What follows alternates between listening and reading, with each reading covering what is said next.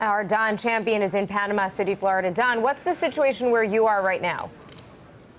Yeah, good afternoon, Jamie and Jill. Off and on all day here in Panama City Beach, we've been seeing brief but very heavy downpours. So that will certainly continue as the night goes on. Take a look behind me. Look at these waves that are just crashing ashore here.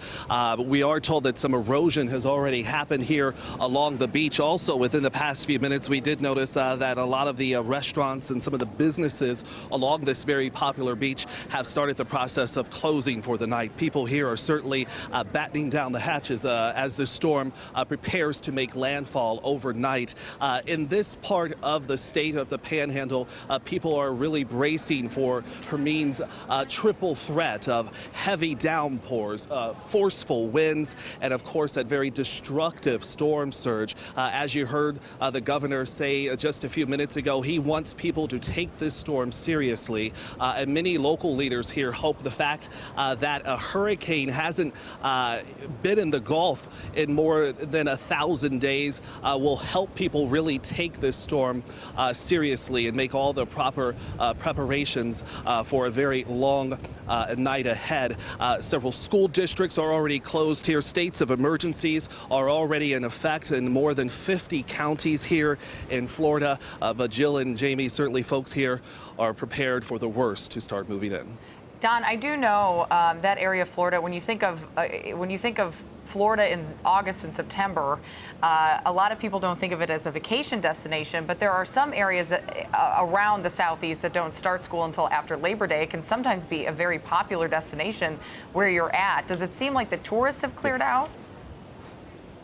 Yeah, we are seeing a little bit of that. There are a few people still on the beach over to my left here, but from what we've seen since we got here, it does look like people are heading out.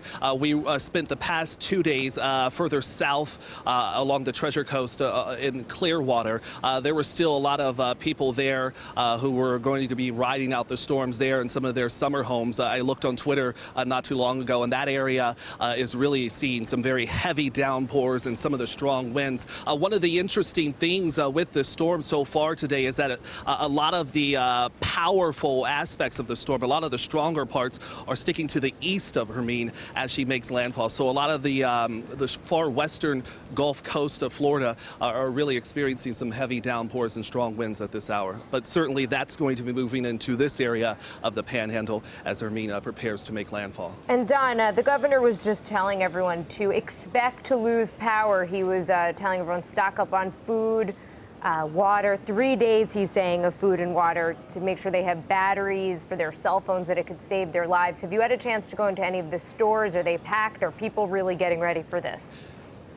Yeah, we do know that a lot of the stores here have been selling out of items like food and batteries and things of that nature. So certainly that is an indication that people here are taking this storm seriously.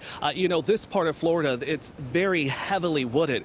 So there are very serious concerns about people losing power as this storm comes ashore. So certainly it's going to be a long night. Yes, it is, and we'll keep a watchful eye, especially landfall looks like now around 2 a.m. Eastern time. Don Champion, thanks so much.